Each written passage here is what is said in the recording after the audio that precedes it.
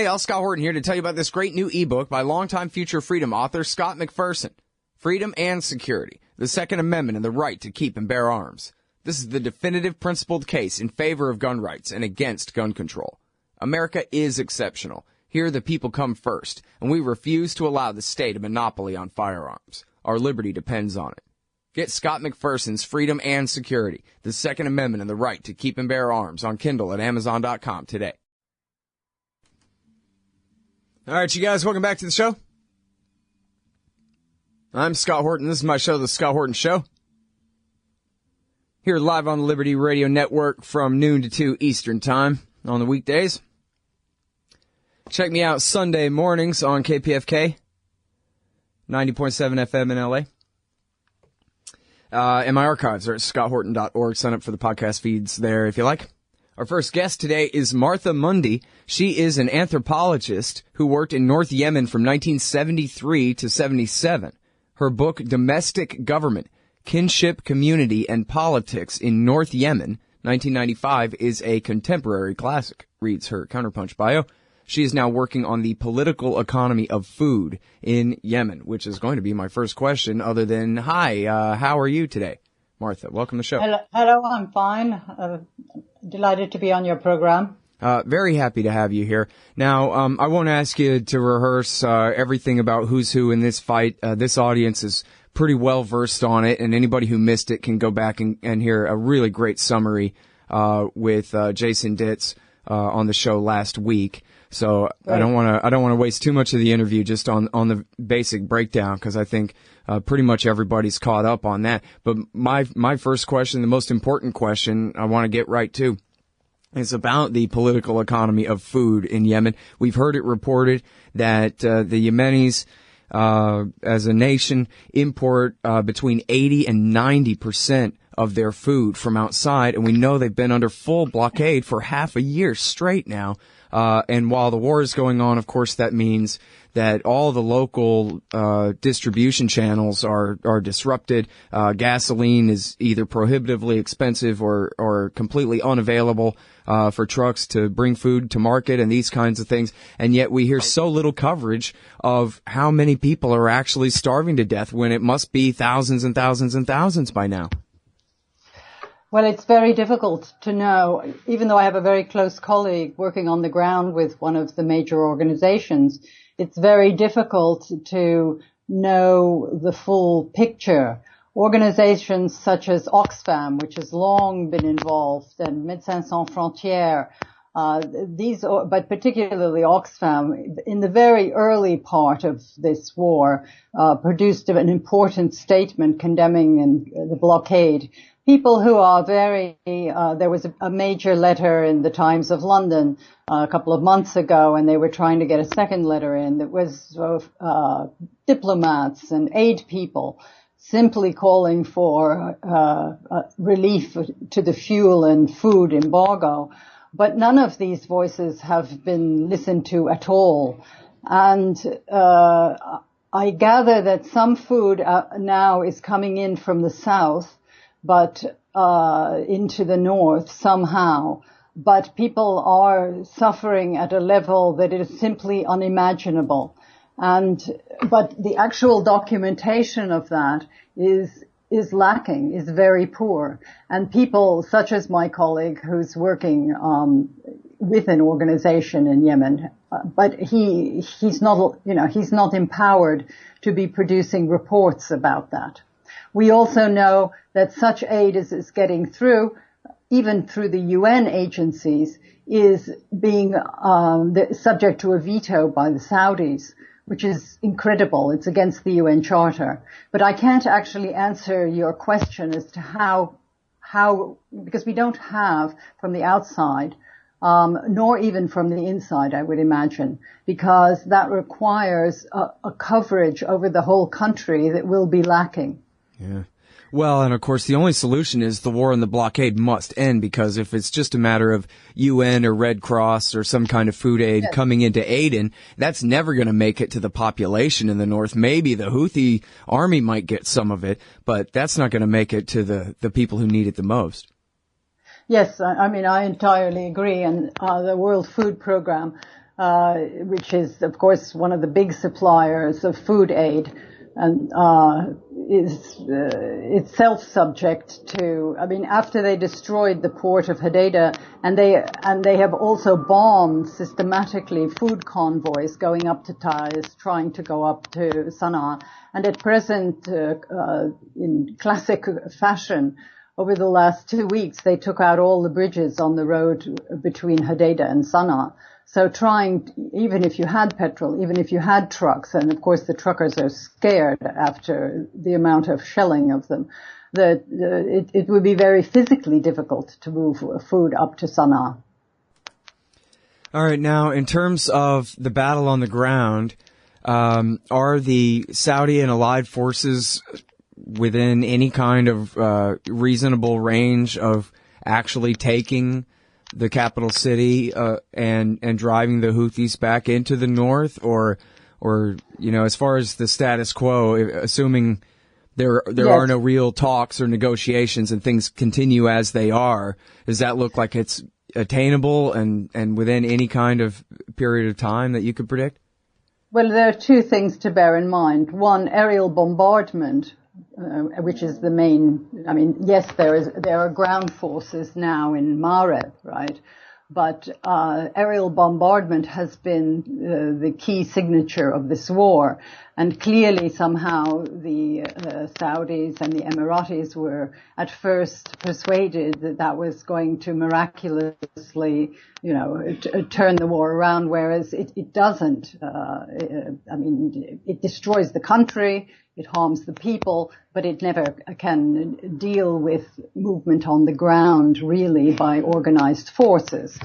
It's important to remember that most of the Yemeni army went over to the Houthis, the Houthi militias, but which are the military arm of a political movement called Ansar Allah, are integrated now at present into the Yemeni army. Of course, according to the manner in which Saudi Arabia speaks of it, it's not the Yemeni army, but it still is the bulk of the former Yemeni army, into which the Houthi militias, who themselves, after 6 wars with the central authorities, and the last one in 2009 was also involved also against the Saudis, are themselves a highly trained military. In short, they're not all that different from an army.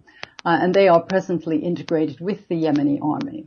Now, given that, in a sense, half the world or most of the world is pitched against them, I presume that eventually, that if this madness goes on, that the coalition, which is heavily backed. I mean, the United States, that is said by the Washington Post and similar, distinguished newspapers, not the opposition, so to speak, that the U.S. is refueling the Saudi and Emirati planes in the air. There's clearly a unified operations room in Saudi Arabia and in the Emirates, in which the Americans and other powers are heavily involved, because you can't refuel a plane in midair without knowing where they are, right?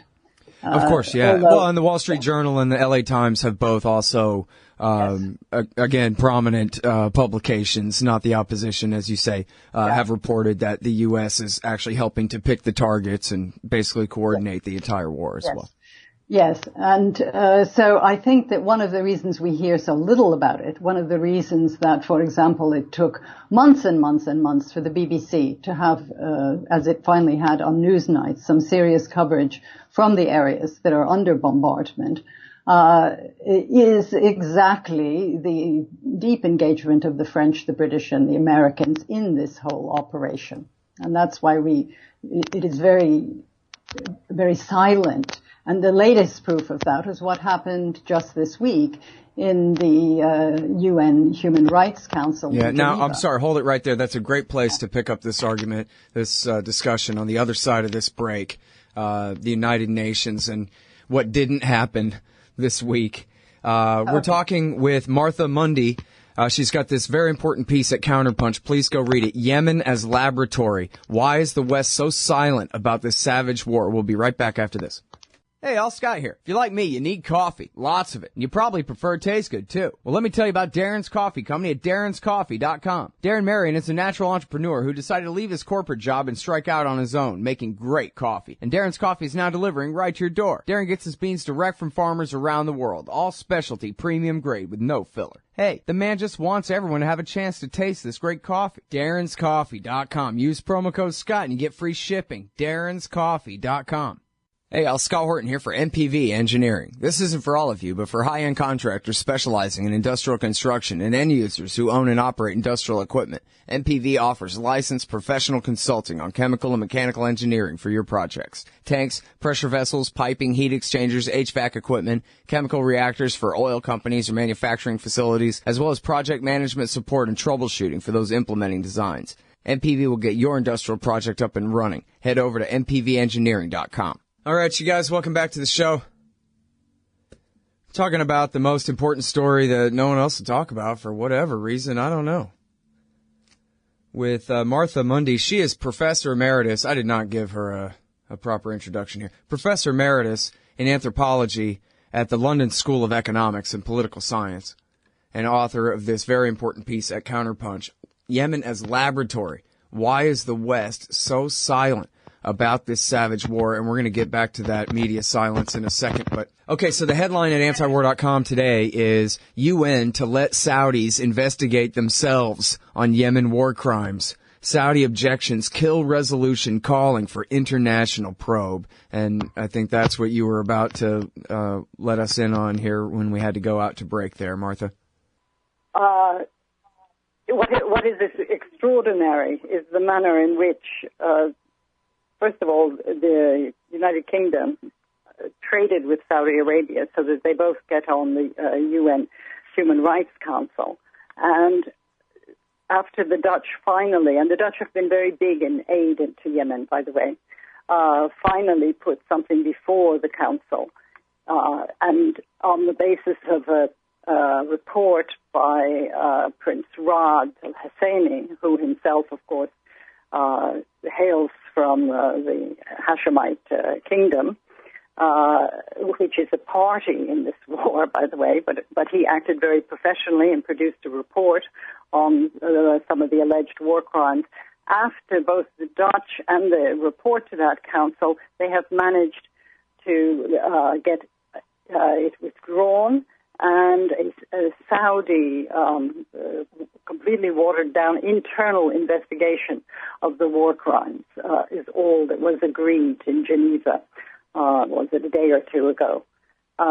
This is just as usual, but the problem with doing something like that is that ultimately you are destroying any reference. I mean, you cannot, any legal reference that is to govern wars. This could next happen in a nuclear war. This could happen in any kind of war, and there would be absolutely no legal reference. So because it's Yemen and because everybody has gone in there, they seem to be happy to allow this to go on. But the problem of legal orders is that they are precedents, and not to call anyone on this. That's how you can get Prince Raad of the Hashemite Kingdom of Jordan actually producing a report, is because he is in his capacity as head of that council representing a legal tradition.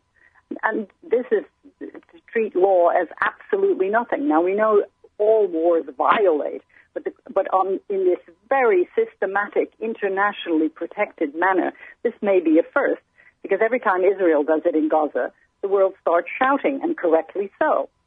Whereas in this, nobody's shouting practically, except for the Yemenis themselves, who tried to shout in the early part of this conflict by producing reports, human rights structured reports from the human rights agencies inside Yemen that all exist on a website called, Yemen Spring 2005.wordpress.com. You can find all these reports that somebody put up. Mm-hmm. And so what do you attribute that silence to? I mean, obviously, Christiane Amanpour, we know that she just says what the State Department wants her to say, et cetera. But you're referring to the European governments and the NGOs and the whole, left liberal civil society of Europe, I think. Well, as I said in the earlier part of the interview, Human Rights Watch did produce some things. Amnesty finally has produced a big report. But it was striking that there must have been pressure on Amnesty because an earlier piece by actually one of their major people on the Middle East who had been down in Yemen was not published by them. It was published independently by her in a website. And that also I took as a sign that Amnesty itself must have been under pressure. More recently, as part of the build-up to what went on in Geneva this week, Amnesty finally did produce a major report, but we're talking about 6 months into the war. Human Rights Watch was very concerned, produced something early, but then very little thereafter. And those are the two big international names. So the level of pressure and also the level of pressure on the Dutch must be really quite ferocious, is all I can assume, because you have professionals who have been trying to do work and then suddenly going silent or coming online, as with Amnesty, 6 months into the story. Mm-hmm. Well, now, so, I think that there are material, as I set out in the Counterpunch article. I think there are big geopolitical attempts to plan for something quite amazing that strikes me as on the ground relatively unrealistic. But I set that all out in the latter part of the Counterpunch article, and so I think it's probably better said there. But that there was for planning that this was to lead to Saudi Arabia taking control of important quantities of oil, building links with, having the peace with Israel, all kinds of things that are really quite amazing but which have been said by Saudi spokesmen. And just again, last week, Prince Turki Faisal was meeting with someone more, Yair Lapid, in New York as part of the UN meetings. In short, somehow this whole thing has been bundled into a much wider geopolitical, fantasy almost, or aim. But I suspect partly fantasy that the Saudis are to be, and the Emiratis signed up to. And in the Counterpunch article, the web links were stripped out, but I, of course, have all the web links, to the Al-Noor stuff, and the transcript that I cite in the later part is on the website of the Council on Foreign Relations when former General Esky spoke last June. So this stuff is increasingly in the public domain, but you really have to look for it. The reason that people were interested in the Counterpunch article is I put it together. That's right. But it's, you can trace stuff, and I'm happy to supply the web links for anyone who wants them. Yeah. Well, it is a very good article, and again, it stands almost alone, and that is why it's so valuable, is because there's so little coverage, and especially with real context, the way that you provide it. But if I could just ask you one more thing, to go back to your point before about how the Houthi movement, they've been attacked and survived and gotten stronger. They've been attacked over and over again, and they are a real army. They're not just some militia. They're a real army of their own, and they're now allied with at least huge portions. I think you even say the majority of the actual, quote unquote professional army of Yemen, and including the former dictator Saleh, who used to attack them all the time, is now allied with them. And so this is, I think, what you mean by fantasy, is that these guys have these daydreams about how this is all supposed to work out, but them and what army? All they're doing is bombing from the air, and you can't defeat them from the air. And whatever, ground forces you referred earlier to the small size of what UAE has put on the ground there, seems like this is going to be a long, hard slog if they just keep going the way they're going now.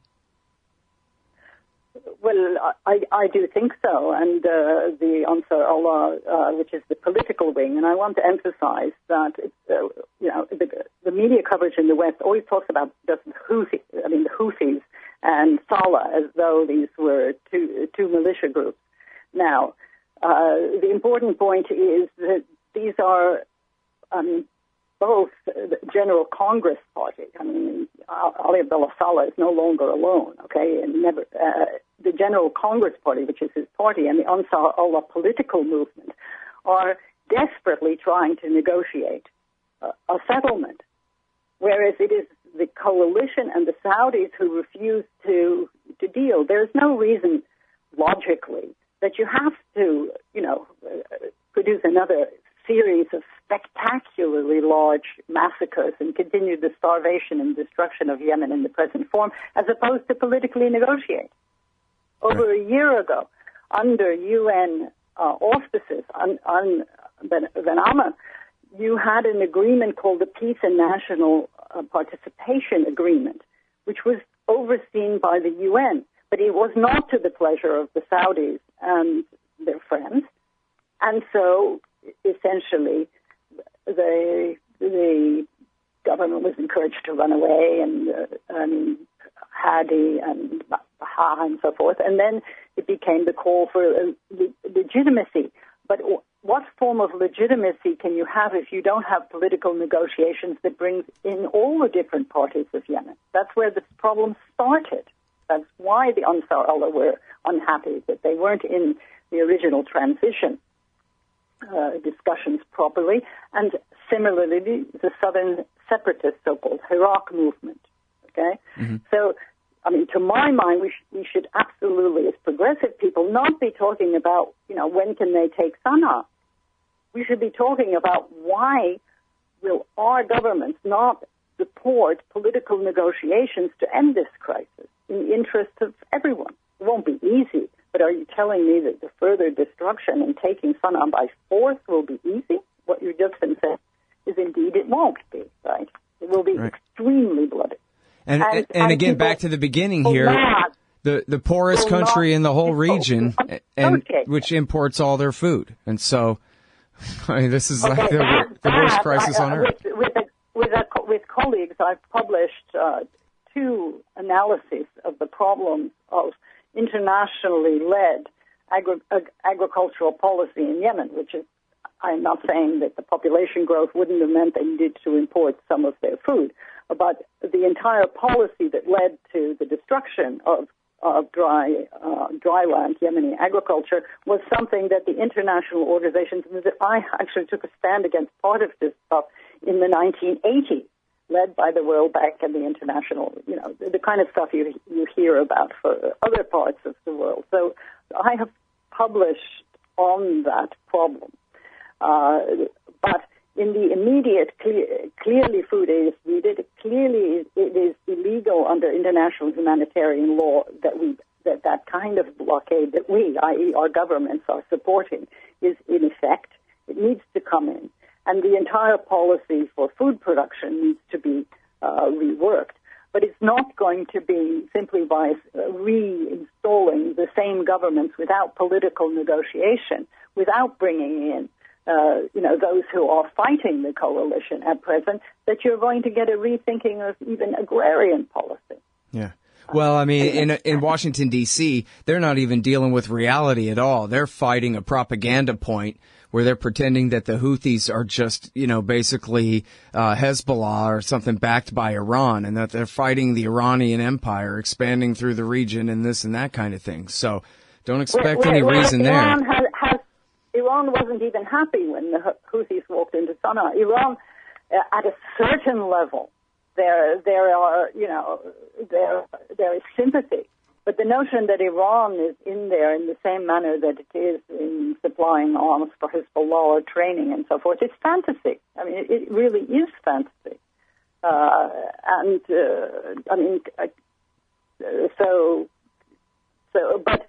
Iran, you know, the Houthis have made very clear they have been protecting Bab el-Mandeb. They never threatened the shipping there. It's real political dream to have absolute control. But this takes us to the wider problem as to whether, you know, the elites in Washington really care, or are they actually making money on arms sales and control of the dollar and oil, so that they don't care at all if it's complete chaos from Syria to Yemen to Iraq to the entire region. I mean, I leave that to your listeners, because the European elite should care, because a lot of this is really on their doorstep, as the refugee crisis from Syria and the region shows. Right. Yeah, you would think that they could understand that. I mean, what they say around here is that this is by the way, I'm an American citizen, you know, and I'm a British citizen. So, except we don't have citizenship in Britain. I'm a British subject. But I'm an American. I was born, you know, in the U.S. of A. And I spent much of my early life there, as you can probably gather from my accent. So, I mean, I'm not talking about this from some outside position, but as a citizen of both these places. Yeah, well, and here, I mean, they make it pretty clear whenever they talk about Yemen at all that this is basically a sop to the Saudis for not opposing the nuclear deal too strongly, basically. Well, and so go ahead. I believe it goes well beyond that, okay? I actually believe it's also about, it's not, that may be the justification, okay? But I don't believe that this level of planning and silence actually is just a sop. I believe that our governments are heavily involved in it. Well, I just don't understand. I guess I don't understand why they wouldn't just deal with the Houthis. The Houthis don't seem like you couldn't just negotiate with them if it's oil they want or whatever it is they want. No, of course. I mean, their political wing is highly political. It's very, you know, it negotiates politically. They've signed on to most of the points of the UN resolution 2216. You know, they're not Al Qaeda or Daesh, and in fact, it is our side that backing the Saudis who brought them first into Makalla and who patronized those forms of ideology and that kind of militia group, whether it's in Syria or Yemen. Yep. So I mean, there's something bigger, right? I mean, there's no earthly reason not to negotiate. And to go back through Oman, poor Oman, they actually hit the house of the ambassador in Sana'a the other day. And Oman described the coalition attacks on Yemen as a threat to regional peace. And then they said, oh, no, we didn't do it. The Houthis did it, as usual. Well, of course they did it. Right. To show. So Oman stayed out, and Oman has been a neutral element within this. And Oman is where all of the negotiations have been being conducted. But time and again, the Saudis, backed by their partners, will not go to negotiate. All right. Well, listen, just one final note. I would love to read what you've written before about the international community destroying Yemeni agriculture and forcing them to be so dependent on imports in the first place.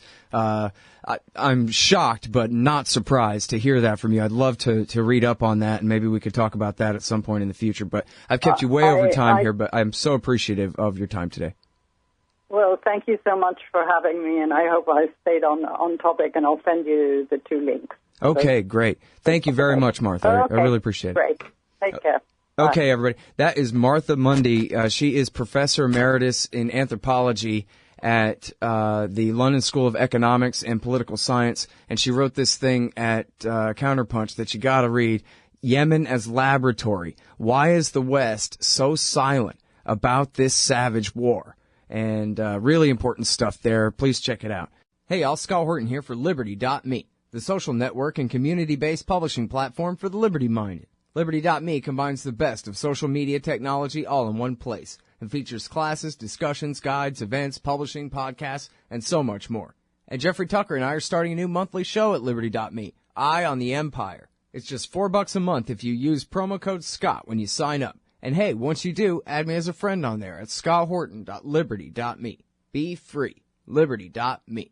Hey, Scott Horton here to tell you about this great new book by Michael Swanson, The War State. In The War State, Swanson examines how Presidents Truman, Eisenhower, and Kennedy both expanded and fought to limit the rise of the new national security state after World War II. If this nation is ever to live up to its creed of liberty and prosperity for everyone, we are going to have to abolish the empire. Know your enemy. Get The War State by Michael Swanson. It's available at your local bookstore or at Amazon.com in Kindle or in paperback. Just click the book in the right margin at scotthorton.org or thewarstate.com. Hey, I'll check out the audiobook of Lew Rockwell's Fascism versus Capitalism, narrated by me, Scott Horton, at audible.com. It's a great collection of his essays and speeches on the important tradition of liberty. From medieval history to the Ron Paul Revolution, Rockwell blasts our statist enemies, profiles our greatest libertarian heroes, and prescribes the path forward in the battle against Leviathan. Fascism versus Capitalism by Lew Rockwell for audiobook. Find it at Audible, Amazon, iTunes, or just click in the right margin of my website at scotthorton.org.